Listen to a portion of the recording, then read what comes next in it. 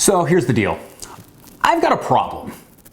And to be honest, I'm not entirely sure where this vlog is gonna go, but it's something that has been bothering me or I've been struggling with for a long time. And I finally just kind of realized that no one is talking about this stuff. You know, everyone's talking about the great and wonderful aspects of a lifestyle business and working for yourself and the freedom and all that stuff. And don't get me wrong, that's fantastic. I love that aspect of my life. But there is one specific thing I have been struggling with, and I felt like I needed to talk about it. And if nothing else, hopefully it's gonna allow you to think about your own life and what you want and why you're doing things and actually come up with some solid answers so that hopefully you don't end up in the same situation that I'm in. Okay, so what's the problem? The problem is that honestly, I've taken on way too much stuff. And 4 or 5 years ago, when I was, just a couple years into this whole lifestyle entrepreneurship thing, I was like, yeah, it's great. You can work on all the projects you want and all the different passion projects. And that's awesome. Being able to build a business and have a lifestyle that's built around stuff you love to do is fantastic. The problem is when you say yes to too many things and you drop balls on everything because of it. And that's kind of the situation I'm in now. So it's like, I've got Location Rebel, I've got Breaking 80, I've got the 80 Club, I've got some outside marketing that I do, I've got this YouTube channel, I've got all my other random hobbies and things that I enjoy doing. And I feel like over the last 6 months, I've not done as good of a job with any one of those things as I really should be doing. Frankly, I watch people in each of those industries, whether it's, things with Location Rebel in the business, whether it's people with YouTube channels, whether it's the golf industry. There's people that have devoted their entire life to one thing. And all of those people are frankly doing a better job at their business or their brand than what I'm doing with mine, because I've spread myself so thin. I tend to give new entrepreneurs one really important piece of advice, and that's rather than spreading yourself thin and doing YouTube and a podcast and a website and a blog and e-commerce and a membership site and all that stuff, I say it's better to make 100% progress on one thing than 10% progress on 10 things. And lately I've been sitting back and looking at my life and realized that I haven't done a very good job of taking my own advice. And I've now taken on all of these things that has left me at a point where I just feel like I haven't been doing a good enough job for you. I haven't been doing a good enough job for my Location Rebel members, for my 80 Club members, for all of this stuff. And so much of it is because I'm just kind of overwhelmed with everything that's going on.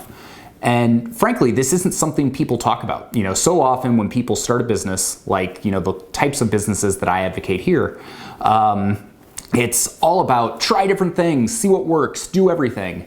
And that's great. The problem is when multiple things end up working out successfully. Then you've essentially, put yourself in a position where it's up to you to make it happen. You're not going to, the work isn't going to do itself. You're the one that is going to push it forward. And if you've got too many things where you're the bottleneck, you're gonna stop making as much forward progress on all of those. And it gets kind of, I'm not gonna say depressing, because I'm certainly not depressed, but it's a little disheartening. You see all these people that have built up, their one thing and are just killing it and doing a great job with it. And you see your thing that's maybe kind of steadily going along. And I think this is honestly a big part of why, my business has plateaued a little bit. About a year ago, I shot a whole video about a business plateau. And while we busted out of that a little bit, 2017 was my best year to date business-wise, I still haven't necessarily seen, the market growth that I would hope for, simply because I haven't been able to focus enough on one thing to achieve that growth. So why am I telling you all this? Frankly, part of it is to just actually get out of my own head and tell somebody that, hey, I kind of screwed up. I've got too many things that are going on. I've said yes to too many things, and I'm struggling with that. And because of that, I've not responded to emails. I've not rolled out features in my membership sites. I've not put out the content I want to do. I've been wanting to move to 2 or 3 videos a week ever since I started this, and I haven't been able to do that. So this is just my way of kind of admitting to myself that this is an issue, but also for those of you that are either, thinking about starting a lifestyle business, maybe you've already got a lifestyle business and you're starting to see some success and you're starting to think about what the next thing is. This video is a little bit of just a word of caution to really think about what you want and why you want it and the reality of what it's going to take to make it as successful as you would like it to be. So if you're just getting started, or if you're thinking about kind of making some transitions or taking on new projects, then listen up, because this is for you. These are just some thoughts that I've had that I wish I would have, considered somewhere along the way as I was building my different brands and different businesses. So one of these is a realization that it's always easier to say no before the fact than after the fact. If you, say, okay, let's do this, we're gonna do this together, we're gonna start this new thing, you get 3 months into it and you realize it's either not gonna make you money, it's not gonna bring you happiness, it's gonna take up too much of your time, but you've already committed to people, whether it's a partner, whether it's yourself, whether it's an audience. It's a lot harder to say no after the fact than it is before the fact. So if you're starting a new business, if you're starting something, any kind of partnership, if you're starting any kind of brand, if you're creating any kind of content where you're doing it on a regular basis and you've got a set schedule, ask yourself, is this really something I want to be committing to? Is this something that's gonna bring me happiness? Is this something that is gonna support myself? Is it something that's going to further my personal goals? These are all important questions, and they should help you figure out if it's the right move or not. Another question I would ask yourself is this really worth it to do alone? Pretty much every major project that I've started and every business and every brand over the last few years, I've done on my own, with a couple notable exceptions, but I've kind of said, I'm going to be the sole person behind this. And that's great, because if you have success, you don't have to share the money with anyone. You don't have to share the success with anyone. It's all yours. The downside of that is that if you're the only person, then everything falls back on you. It's up to you to make a paycheck. It's up to you to put out the content. It's up to you to build the audience. It's up to you to do the marketing. It's up to you to do the accounting. It's up to you to respond to the emails. And the more things you tack on to that, the harder it's going to be to keep up with all of those different aspects of running a business. Frankly, the most successful friends of mine that I know online, they all have one thing. And I've got like 5. And I've got 5 things that are all kind of successful, which, together has made me, pretty well off. And I'm very, very thankful for that. But at the same time, you get to a point where when you see everybody else growing their one thing a lot higher than any of the things you're doing, frankly, it gets a little bit deflating. It gets kind of, upsetting, because you're putting in all of this work and you feel like you're spinning your wheels a little bit. Something that I've been thinking a lot about lately as it kind of relates to this is trying to be honest with myself about how much good quality work I really have in any given day or any given week. When you've got a paycheck and you've got a day job, a lot of the time you can kind of fly under the radar. If you're having an off day, you can just kind of coast by. Off week, you can kind of coast by. You're still gonna get paid. A lot of times people aren't gonna notice. But the more projects you take on when you're working for yourself as an entrepreneur, the more responsibility you're gonna have and the less you're able to fly under the radar. If you're slacking off for a week, things are gonna build up and it's gonna lead to stress and a weight on you that is sometimes kind of tough to deal with. So, if I'm being totally honest with myself, like a good day, I get 6 hours of work done. That's like that's like my best days. Most of the time I'm probably getting like 3 to 4 really solid hours of work. And after that, I lose focus, I lose energy, and I can have the best intentions in the world, but I'm still not necessarily going to get the quality of work done that I like. So when you now have 4 or 5 things on your plate that each have their own marketing, sales, content, etc., components to it, I've got 80 hours of work at least that I should be doing on any given week, and I'm doing a fraction of that.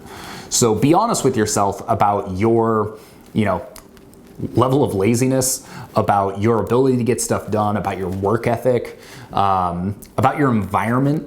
I work from home, I'm here in my dining room, and when I'm working from home, it is so much harder to get stuff done than if I'm co-working in a space with other people that are being productive, or even in a coffee shop where there's just other stuff going around. And it's a constant battle for me, and I'm constantly moving around to different places to continue keeping that, kind of productive force alive. So finally, I just want to share a quick story about one of the best business decisions I've ever made that kind of relates to this and you might find valuable.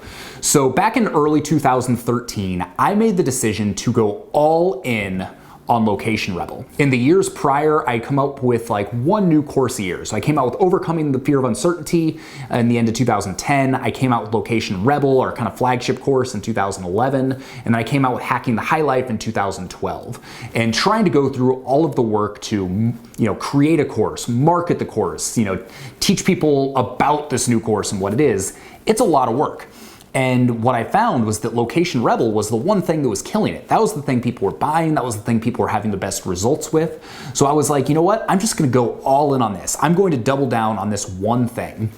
And I did that over the course of the next 3 years. I didn't release any other products during that time, and I saw a ton of growth. Focusing on that one product and that one thing was essentially what made me successful. And I got to the point where that was doing really well, and so I said, okay, I'm gonna start, this little thing, and I'm gonna come up with this product. And you start spreading yourself thin, and then all of a sudden you stop doing as good of a job with all of those other things. So if I were to look back and give myself one piece of advice for how to be more successful in all of this, I would say, stop spreading yourself so thin, stop taking on so many projects, focus on the one thing that's working the best and go all in on that. I look at some of my friends that have similar businesses to me, businesses around their personal brand where they're educating people online, and by far the most successful ones are the ones that have one thing and they focus on it. So I appreciate you guys letting me get a little real with you for a second. I know nobody's gonna feel sorry for me, and you absolutely should not. I've got a great life. I get to do all of the things I wanna do. I have businesses around, the things that I love. But I've just spread myself a little bit too thin, and I've got to figure out how to manage that. And part of that's gonna be going back and answering some of these questions that I brought up in this video and trying to figure them out for myself. All right, that's it for this week. I hope you enjoyed this. I don't feel like people talk about some of this stuff enough, so I'd like to be more open, more vulnerable, let you guys know all of the highs and all of the lows of being a lifestyle entrepreneur. If you want to see that stuff, if you want to start your own business that allows you to do all the things you want to do in life, hit subscribe. Give this video a thumbs up, hit the little notification bell. We've got new videos coming out every Thursday, so that'll make sure you don't miss a thing. And with that, I'm getting ready to head over to Bend, Oregon. I've got a new drone coming, so it literally should be here any second. So it'll be some sweet drone footage from over in Bend. And anyway, I hope you enjoy the rest of your week. I'm gonna go sit by the door and wait for this thing to come, even though I should probably, be working on those like 5 businesses that I talked about. So anyway, have a great weekend. We'll see you next week. Talk to you later. Lots of hand movements. Peace. See ya. And literally, I think it's here, right now. I can see the truck out there. Yeah. Wait for it. Wait for it. You never know with these Amazon people these days if they're actually gonna ring the doorbell or just leave the package on the front porch. Looks like this guy's going for the latter. No doorbell, but hold on. I think it's here. Wait for it. Wait for it. Oh yeah. Check this out. Told you. Right here. All right. Time to do a drone unboxing video.